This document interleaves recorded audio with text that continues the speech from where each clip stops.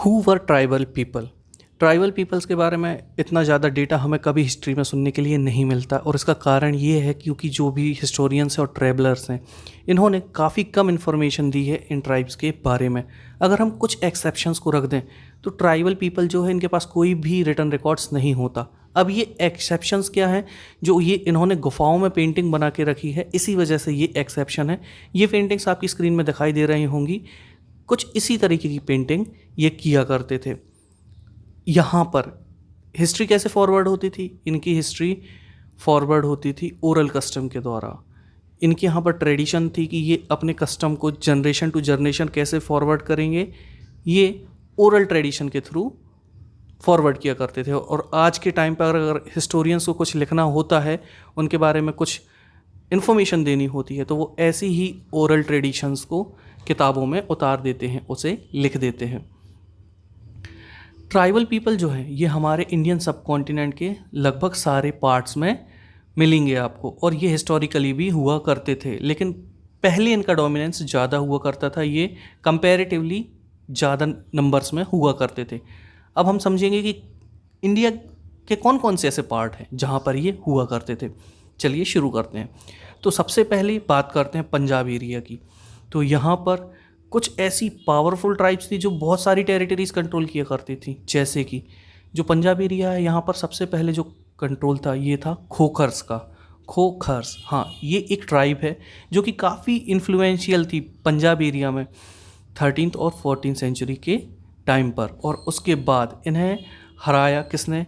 एक और ट्राइब ने, जिनका नाम था गख्खर। और ये जो गख्खर होते थे, इन्होंने उन्हें हरा कर पूरा का पूरा एरिया कब्जे में ले लिया था। इनका जो चीफ था कमाल खान गख्खर, ये बाद में एक मनसबदार भी बन गया था। किसका? अकबर का। ये एक नोबल बन गया था अकबर का।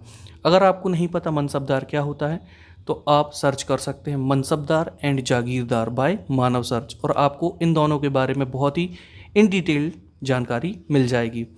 अब मूव करते हैं थोड़ी और वेस्ट की तरफ, बढ़ते हैं मुल्तान और सिंध की तरफ।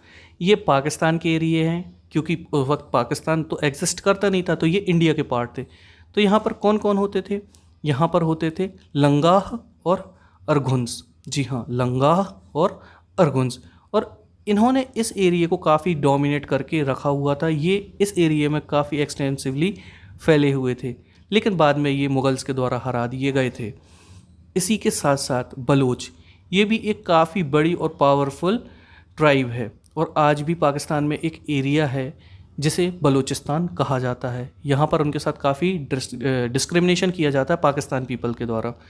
अब ये जो बलोची ट्राइब थी, ये डिवाइड थी स्मॉलर क्लैंस में। क्लैंस मतलब कुछ फैमिलीज़ का ग्रुप कहलाता है क्लान्स, और इसी हिसाब से छोटे छोटे क्लैंस इस ट्राइब में बसे हुए थे, और इनके अलग अलग चीफ हुआ करते थे। हर एक क्लैन का एक चीफ हुआ करता था।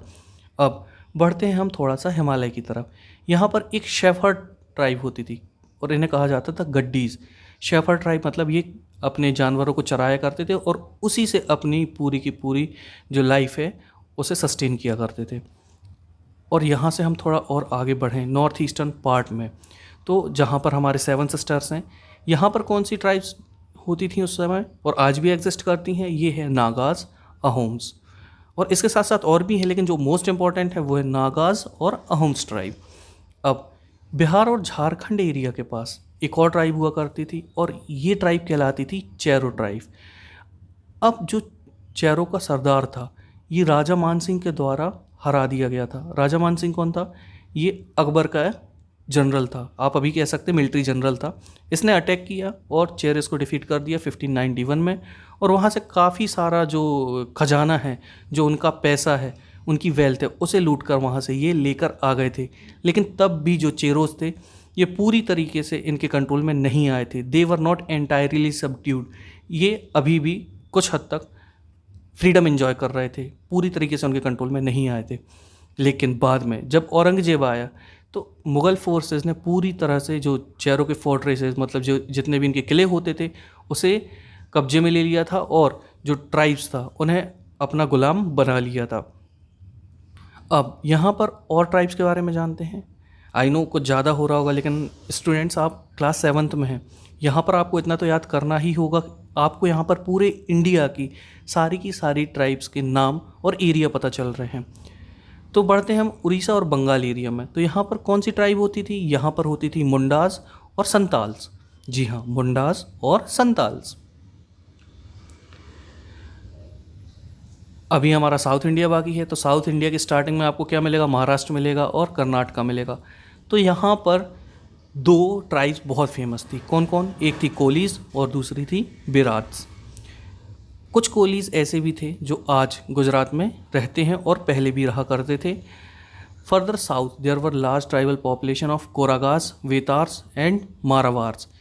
अगर हम थोड़ा सा और साउथ की तरफ चले जाएं तो हमें ट्राइबल पॉपुलेशन मिलती है किनकी? कोरागास की, वेतार्स की, मारवार्स की, और भी हैं लेकिन ये तीन इंपॉर्टेंट है। इसके साथ साथ अब बढ़ते हैं आगे। इंडिया की लार्जेस्ट ट्राइब है Bhil.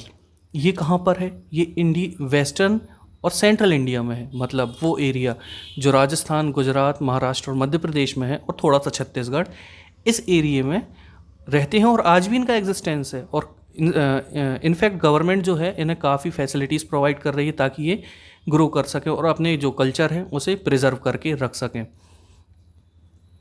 Bye the late 16th century many of them had become settled agriculture and some even zamindar. तो ये जो भील्स थे ये 16th सेंचुरी के आसपास काफ़ी फ्लरिश कर गए थे। इनमें से कुछ ऐसे थे जो एग्रीकल्चरिस्ट बन गए थे और कुछ तो इतना आगे जा चुके थे कि वो जमींदार भी बन चुके थे। लेकिन कुछ ऐसे भील हैं अभी भी जो अभी भी हंटर गैदरर्स हैं, मतलब केवल वो हंटिंग करते थे और उसी को गैदर किया करते थे। इसी के बाद बचती है एक ट्राइब और जिन्हें हम कहते हैं गोंड।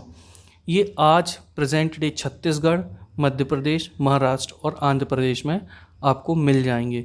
तो ये जो आपको ये छोटा सा टॉपिक मिला है इसमें आपके के सारे इंडियन ट्राइब्स कवर कर लिए गए हैं और वो कैसे रहते थे और उन पर कैसे अटैक हुआ करता था, ये सारा का सारा कवर हो चुका है।